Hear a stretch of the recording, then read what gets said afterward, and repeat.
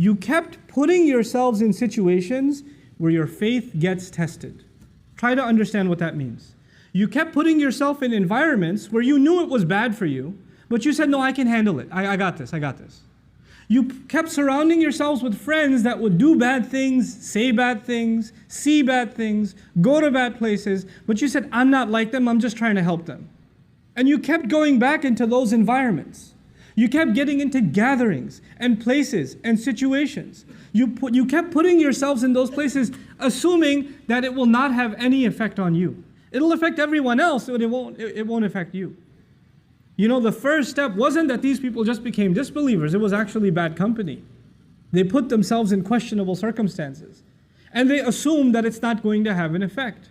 You know, when you are, I'll give you a silly example, but it'll get the point across. If people do a lot of cooking at home, especially if you're a desi household, you do a lot of cooking at home, the home smells like a lot of masala. But if you live there, you don't smell it. When somebody else walks in, especially if an Arab walks into your house, they feel like they're in some contaminated zone. It hits them really hard. But a couple of hours later, they're like, it's just oxygen now. You understand? When you first put yourself in a bad environment, you might feel it. You might feel, this isn't good. This is going to mess me up. I don't think I should be here. Your heart will feel uncomfortable.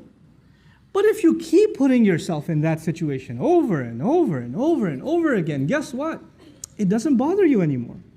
Somebody who smells, stands next to a smoker for the first time is coughing and their eyes are burning. But if they start smoking themselves a year later, that just becomes their oxygen. They can't even breathe normally without smoking. It changes them altogether. The first problem was you surrounded yourselves in a bad environment. فَتَنْتُمْ أَنفُسَكُمْ. What was the second problem? The second problem was وَتَرَبَّصْتُمْ. You kept procrastinating. Now what does that mean? That means you realized it's bad, and you also realized in your own conscience, I should change, but you told yourself, I'll change pretty soon, inshallah. I'm going to change. I know I have to change. I know this is bad. Just one more week, and I'm going to be a different person.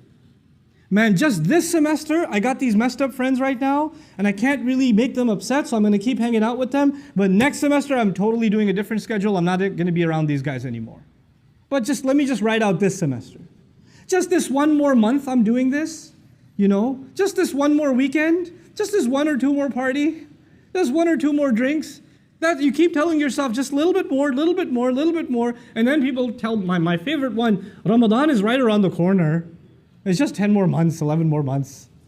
Once Ramadan comes, man, I'll be totally different. And I plan to go to Hajj. Once I go to Hajj, you watch, I'm going to be a different person.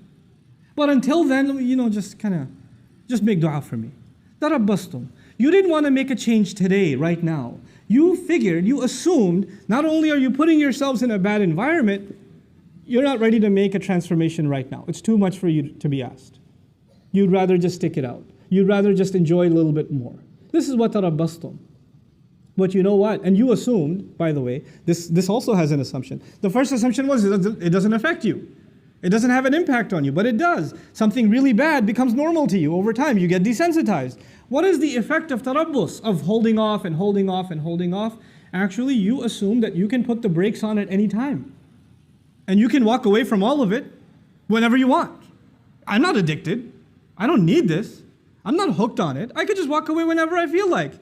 The truth of it is, that's not the case. The longer you stay, the more addicted you become, and the more impossible you feel, it's impossible for you to get out of it.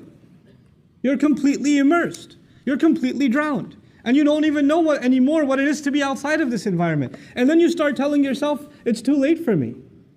And when that happens, a guilt sets in.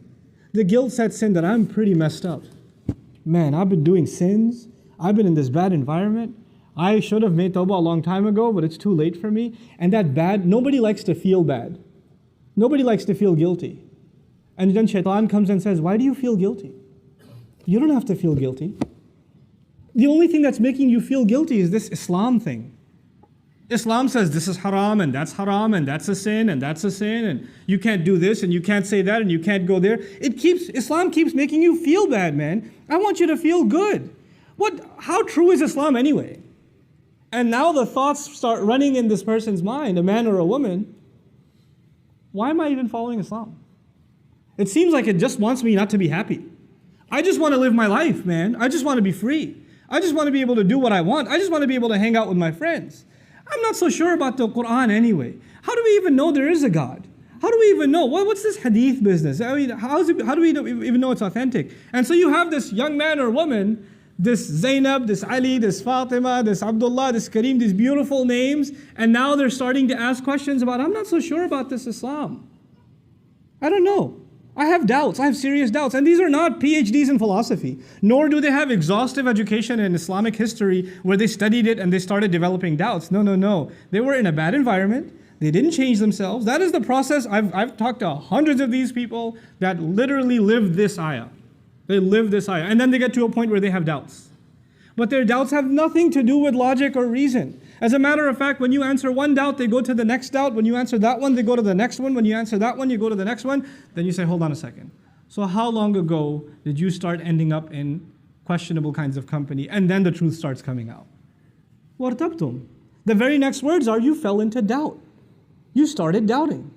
You know what doubt will do? It'll let you off the hook. You'll be able to say to yourself, well, it's not really absolutely the truth anyway, so I shouldn't feel bad that I don't follow it. I shouldn't feel bad. And now once those doubts settle in, and you hide behind those doubts, and continue to justify your life of procrastination and putting yourself in fitna, once you get to that point, then two things are taken away from you. The desire for Jannah is taken away. The desire for making Allah happy is taken away. The desire to have that light that will make you run and get to that destination, you don't even have that in this world. The person who desires to seek that success with Allah, Allah will give them that in this world. But that desire is gone now. You have doubts about it. And the fear of hell is gone.